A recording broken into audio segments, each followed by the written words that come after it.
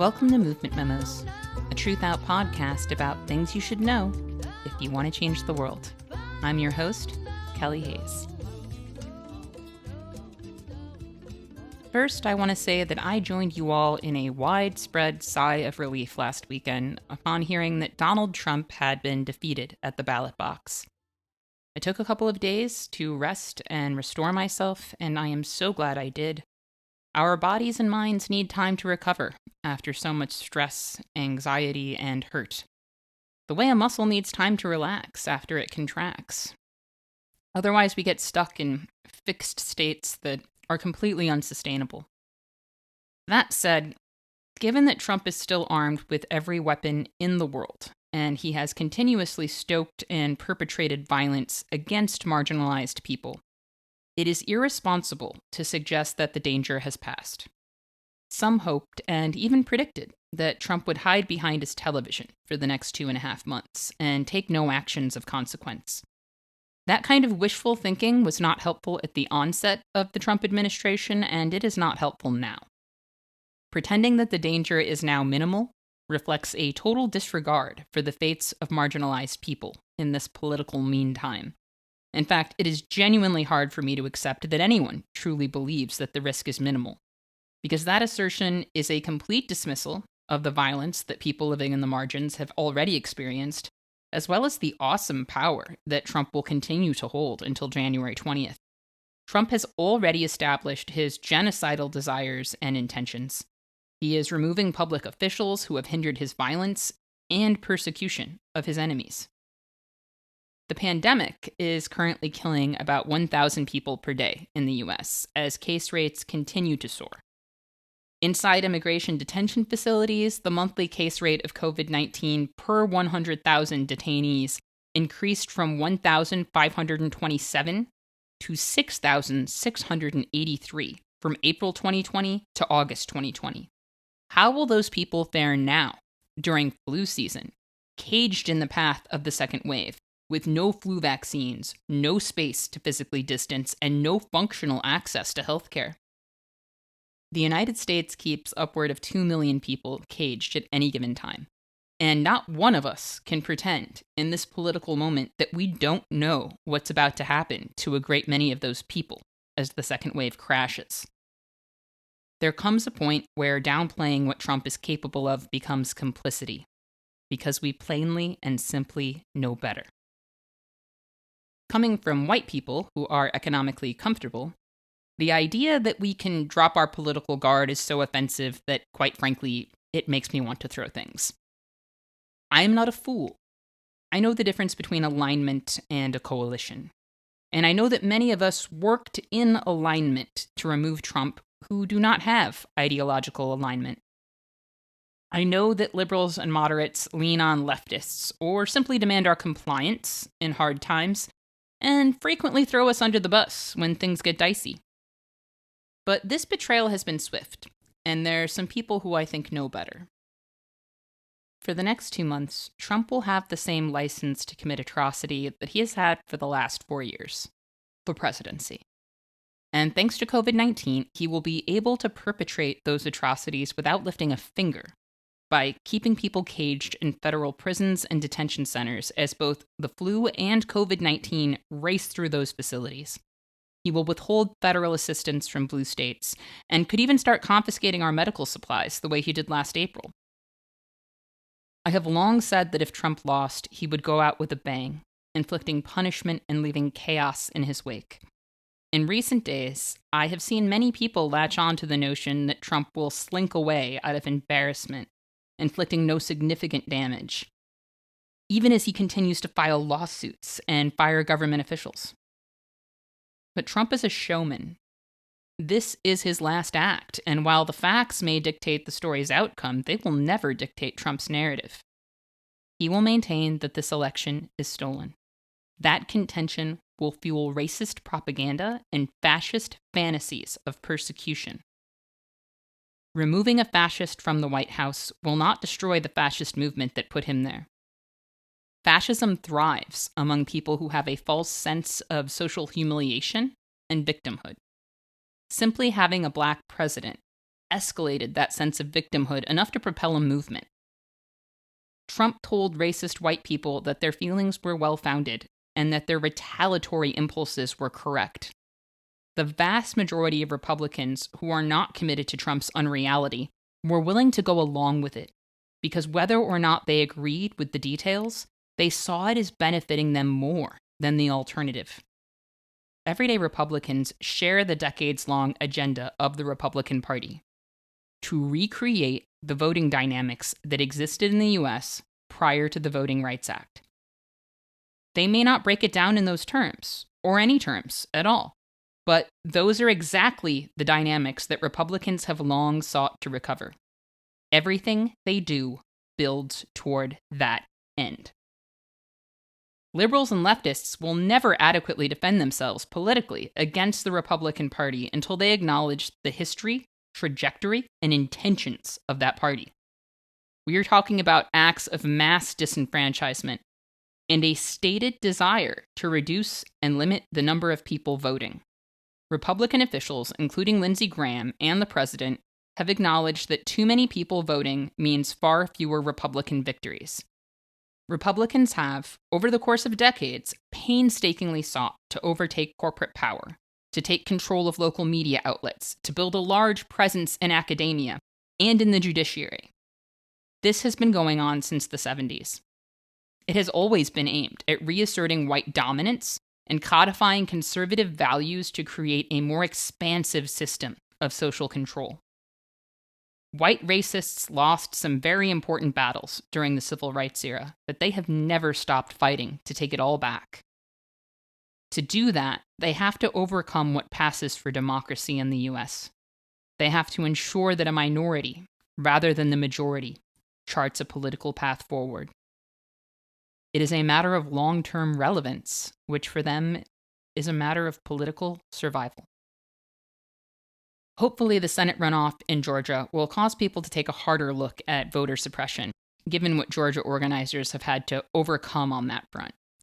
I hope everyone will get behind the people waging those battles and stay behind them well after this runoff is over. One word that I have absolutely no interest in right now is unity. The word unity in the mouths of Democratic elites is about order, not justice. It's about quieting expectations and ensuring our cooperation with compromises that should not be made.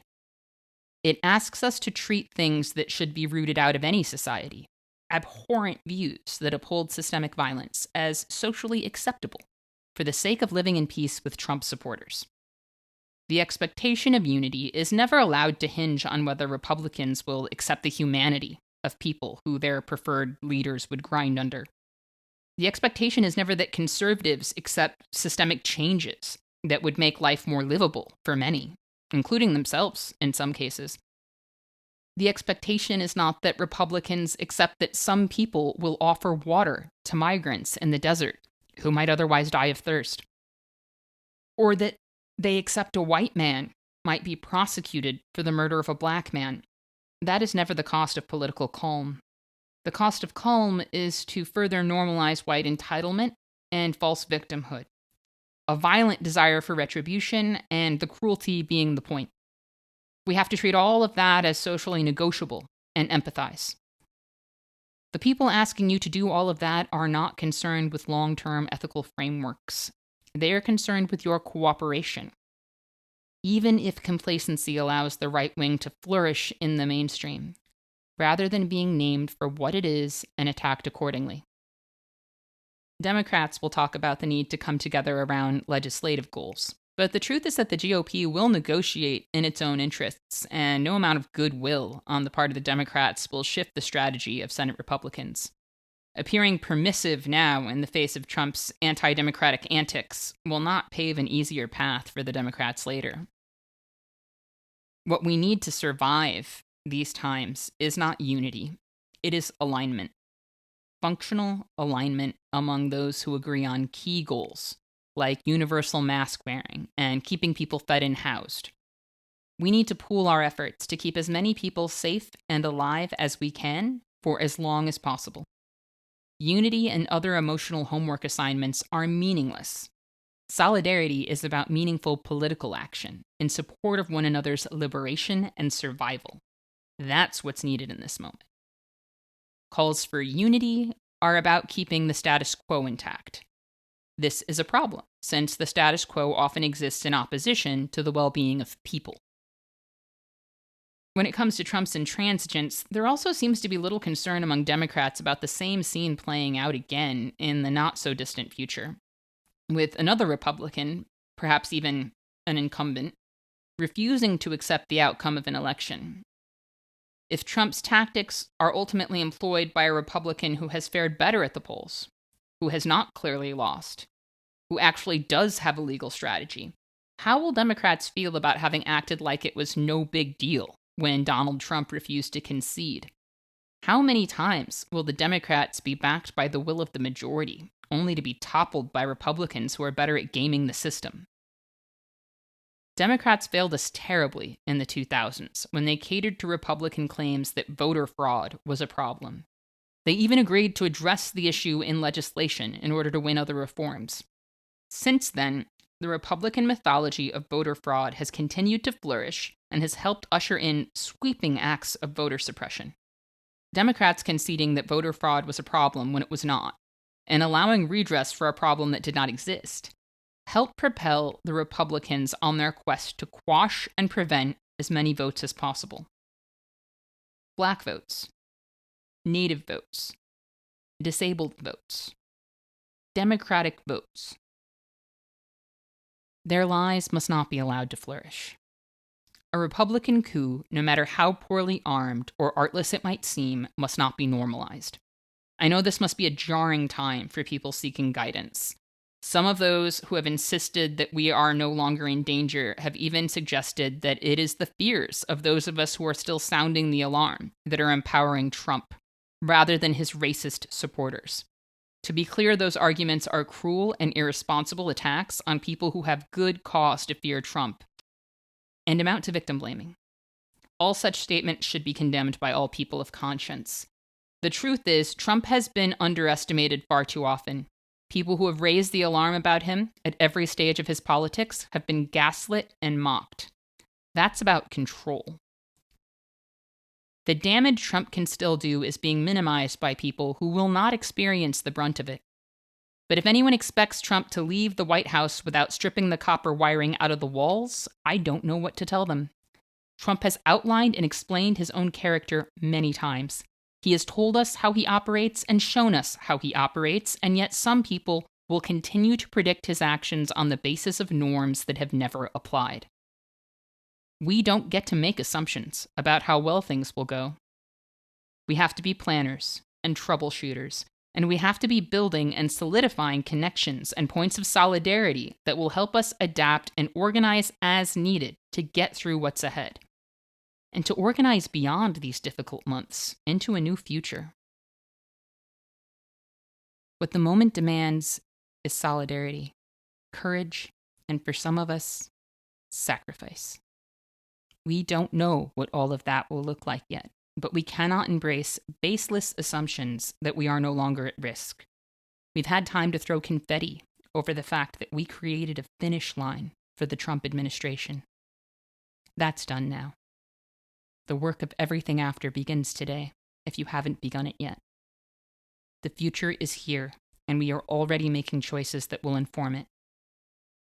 As many said at the start of the Trump administration, no one gets to sit this one out. I want to thank our listeners for joining us today, and remember, our best defense against cynicism is to do good and to remember that the good we do matters. Until next time, I'll see you in the streets.